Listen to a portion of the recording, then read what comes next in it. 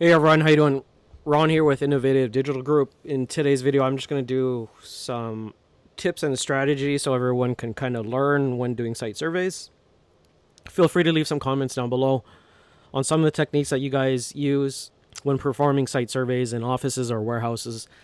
So I'm gonna give this example as if I were in a wireless active site survey opposed to a passive site survey in a building in a downtown core area. And let's say it's a small office. You could see the dimensions. It's about 220 feet by 136. Let's say this is a downtown office in a high rise.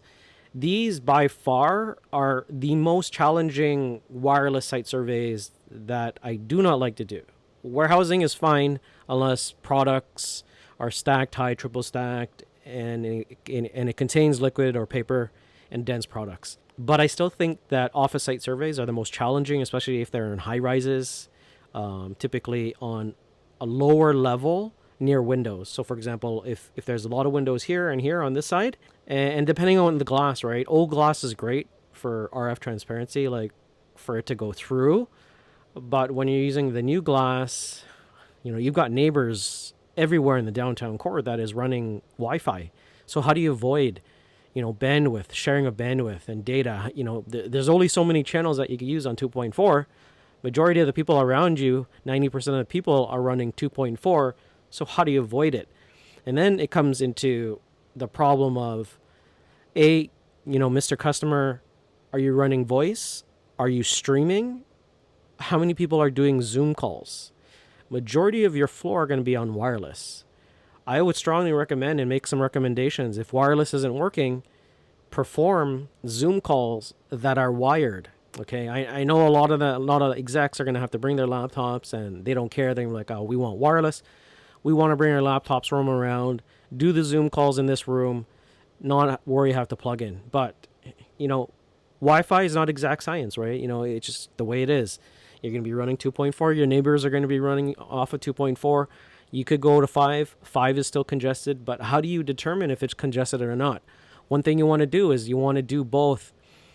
This is my recommendation, is do an active site survey as well as doing a passive site survey.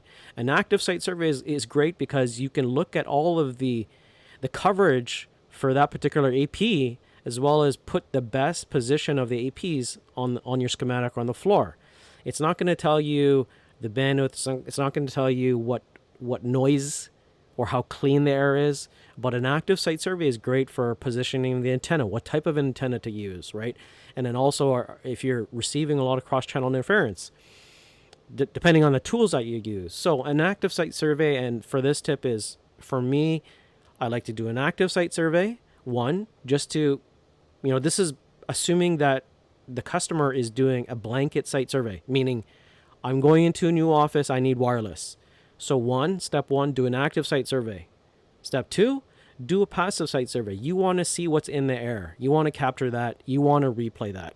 Because if Mr. Customer goes back to you and says, well, why, I paid for a site survey to have this done, but why am I experiencing a lot of troubles, a lot of problems? You can load up, you can share your profile with them and say, this is the survey, the active site survey that I did as I walked throughout your facility, and around these areas around the windows, this is what I see. And the active site survey is going to see a list of all of the SSIDs that it probes.